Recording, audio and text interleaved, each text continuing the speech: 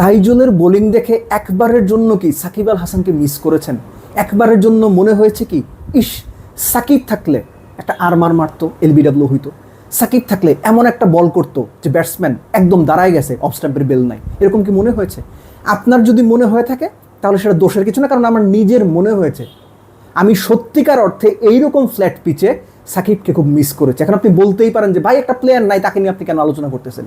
আলোচনা না, রেফারেন্স হিসেবে বললাম। বাংলাদেশের স্পিনার না, এন্টায়ার বোলিং ইউনিট শ্রীলঙ্কার বিপক্ষে খুব বাজে বল করেছে।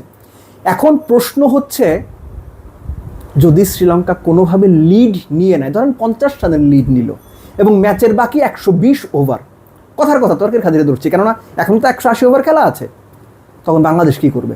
ম্যাচ বাঁচানোর জন্য 80 ওভার ব্যাট করতে পারবে বাংলাদেশ? ওই প্রেশার নিতে পারবে? কেননা এই সিচুয়েশনে বাংলাদেশ ম্যাচ হারার প্রচুর রেকর্ড রয়েছে।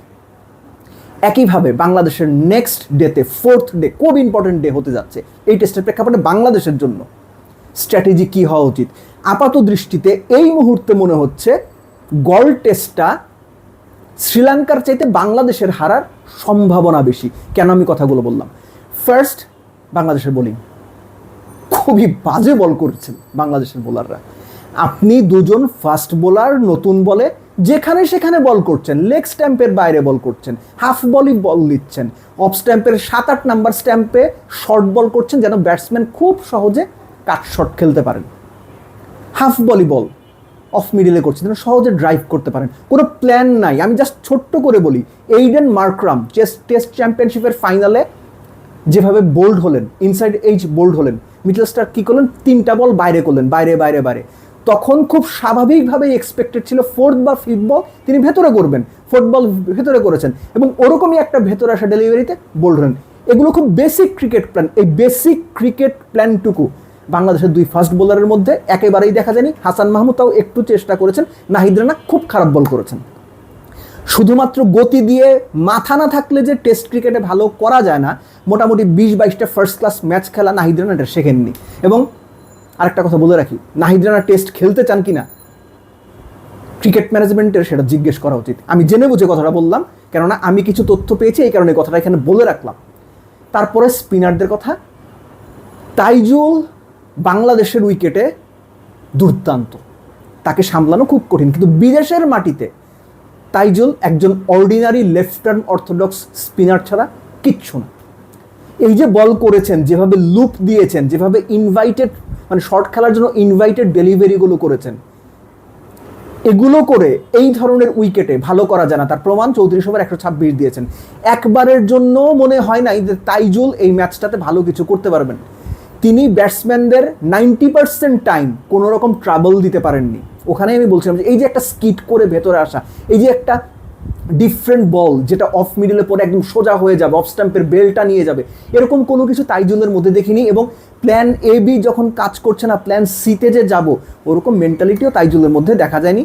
হ্যাঁ, অফ ডে একজন ক্রিকেটার যেতে পারে, কিন্তু এই অফ ডেটা খুব বাজে অফ ডে গিয়েছে। ব্যাটিংয়ের কথা যদি চিন্তা করেন, শ্রীলঙ্কা শুরু থেকেই মাইন্ড সেট আপ ছিল যত দ্রুত রান করা যায়। নিশাঙ্কা শুধুমাত্র 150 পর্যন্ত তাইজুলের 73 বলে 66 রান করছেন, নাহিদ রানার 48 বলে 38 করছেন। He was in song, unfortunately 200টা মিস করেছেন। লাহিরু উদারা তাদের ওপেনার, ডেবিউটেন্ট, আপনি কি জানেন তার ফার্স্ট ক্লাস স্ট্রাইক রেট কত? 79।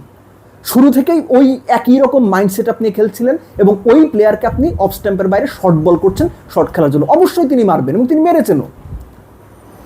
শ্রীলঙ্কা যে জায়গাটাতে এই টেস্টটাকে এখন নিয়ে গিয়েছে, 127 রানের পিছিয়ে আছে 368 বোর্ডে, ম্যাচের বাকি 180 ওভার। এখন এই সিচুয়েশনে বাংলাদেশে কী করা উচিত? দ্বিতীয় নতুন বল, মাত্র 8 ওভার হয়েছে। যদি চতুর্থ দিনে প্রথম 6 ওভারের মধ্যে বাংলাদেশ উইকেট তুলতে না পারে, একাধিক উইকেট, তাহলে বাংলাদেশের ডিফেন্সিভ স্ট্র্যাটেজিতে যাওয়া উচিত। সিম্পল অ্যাজ দ্যাট, যে ভাই 1 নে 2 নে বাউন্ডারি দিব। এটা যদি বাংলাদেশ না করতে পারে, শ্রীলঙ্কা যদি যেভাবে 3.95 রান রেটের রান তুলেছে সেটা যদি কন্টিনিউ হয়, বাংলাদেশ বিপদে পড়তে বাধ্য। আমি কথাটা কেন বলছি, আপনি তর্কের খাতিরে ধরে নেন, শ্রীলঙ্কা 550 করলো, যে রেটে শ্রীলঙ্কা রান করছে, আগামী 50 ওভার বা 60 ওভার ব্যাট করলে শ্রীলঙ্কা 550 করে ফেলবে। তখনও কিন্তু ম্যাচের 180 ওভার বাকি থাকবে। আপনার কি মনে হয় শ্রীলঙ্কা যদি 50 রানের লিড নিয়ে ছেড়ে দেয় এবং ম্যাচের 130 ওভার বাকি থাকে, তখন বাংলাদেশ 80-90 ওভার ব্যাট করতে পারবে? আমার কিন্তু সেটা মনে হয় না। বরং বাংলাদেশ হুড়মুড় করে 50 ওভারে 150 রান অল আউট হয়ে যাওয়ার খুব ভালো চান্স আছে। সো এই টেস্টের প্রেক্ষাপটে এখন কোনো দল যদি টেস্ট হারার সবচেয়ে বড় সম্ভাবনা থাকে, দ্যাট ইজ বাংলাদেশ, যদি না 4th ডেতে বাংলাদেশের বোলাররা কামব্যাক করতে পারেন, দ্রুত উইকেট তুলতে পারেন, শ্রীলঙ্কাকে মোটামুটি ধরেন যে 450-র মধ্যে আটকে যদি না রাখতে পারে, বাংলাদেশের জন্য সমূহ বিপদ অপেক্ষা করছে। এবং সেটার পরেও আমি বলছি, শ্রীলঙ্কা ধরেন 450-তে অল আউট হয়ে গেল, তাও কিন্তু এই টেস্টের একটা লম্বা সময় বাকি থাকবে। সো বাংলাদেশের জন্য রিস্ক ফ্যাক্টর অনেকগুলো।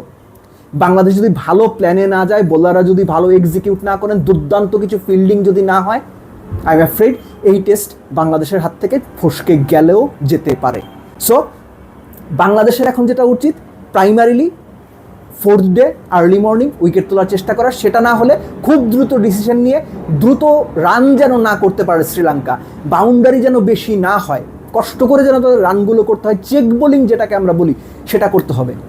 আশা করি বাংলাদেশের ক্যাপ্টেন, কোচ এবং প্লেয়াররা মিলে বাংলাদেশকে 4th ডেতে ভালো কিছু উপহার দিতে পারবেন। সেটা যদি না পারেন, তাইলে গত 5 বছরে গলের মাঠে ফার্স্ট ইনিংসে 400-র বেশি রান করে হারছিল একমাত্র দল আয়ারল্যান্ড। কত 490 বোধহয় করছিল, 492 সম্ভবত, বাংলাদেশ 495 করেছে।